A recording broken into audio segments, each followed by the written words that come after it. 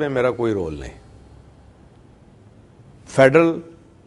Federally control policy statement تھی جو وہ آگئی چوری صاحب وہ بس شجاعت صاحب کا ہی بنتا تھا، ایز اے پارٹی ہیڈ بنتا تھا، اور شوکت عزیز صاحب کو جو رول پلے کرنا چاہیے تھا انفارچونیٹلی انہوں نے نہیں کیا.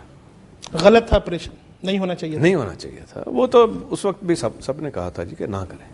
لیکن اگر جب آپریشن ہو گیا اس کے بعد اخلاقی طور پہ تو چاہیے تھا نا کہ کسی آپ کے منسٹر کو، آپ کو، چودھری صاحب کو، کسی کو ریزائن کر دینا چاہیے. شجاعت صاحب کے پاس کوئی ایگزیکٹو پاور نہیں تھی. یہ شوکت عزیز صاحب کو کرنا چاہیے تھا، بالکل کرنا چاہیے تھا، ان کو کرنا چاہیے تھا. انہوں نے تو پارٹی کے لیے کچھ نہیں کیا. لیکن اور کسی کو اعجاز الحق سکتے مذہبی منسٹر تھے، اس میں بھی انہوں نے بھی کوشش کی، شجاعت صاحب کے ساتھ کوشش کی. لیکن اصل قصوروار تو پرائم منسٹر ہوتا ہے نا اس معاملے میں. لیکن آپ اس کے باوجود اتحادی تو رہے. کس کے اتحادی رہے؟ پرویز مشرف صاحب کے. دیکھیں اس میں وہ ایک علیحدہ ایشو ہے. یہ ایشو ہے. اس سے پہلے 3 ایشو ہوئے جو ہم نے منوائے. مثلا پاسپورٹ کا ایشو تھا، آپ کو یاد ہوگا، اسلامک ریپبلک آف پاکستان کو انہوں نے ہٹا دیا تھا. اس کو چیلنج کیا گیا اور اس کے اوپر اڑے رہے، وہ مانی گئی.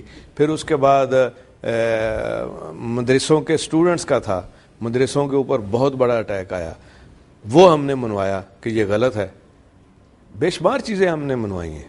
نہ ماننے کی ان کی کیا وجہ تھی؟ خاص کر یہ جو چونکہ چوری صاحب کی ایک سٹیٹمنٹ آئی تھی، چوری شجاعت صاحب کی، کہ زندگی میں پہلی دفعہ میں آج مایوس ہو کے جا رہا ہوں جب آپریشن کا فیصلہ کیا گیا.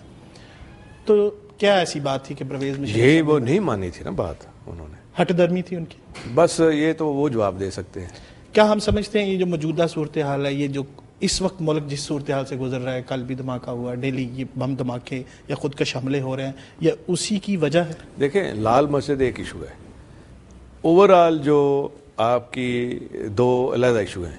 ایک تو وار اگینسٹ ٹیرر والا ہے جو افغانستان والا ہے، وہ ایک علیحدہ ایشو ہے. ایک جو ودن پاکستان ایشو آیا ہے وہ ہے سوات کا. اس کے اوپر تو کنسنسس ہے. اس کے اوپر تو ساری پارٹیز، آل پارٹیز کانفرنس ہوئی. اس کے اوپر بریفنگ میں ساری پارٹیز نے انڈورس کیا آپریشن آرمی کا.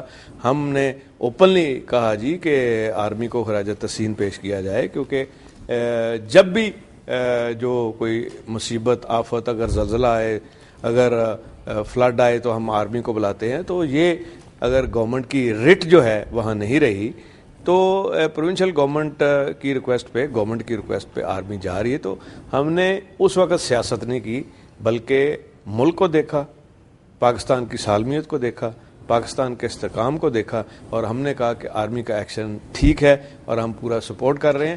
اور آج دیکھیں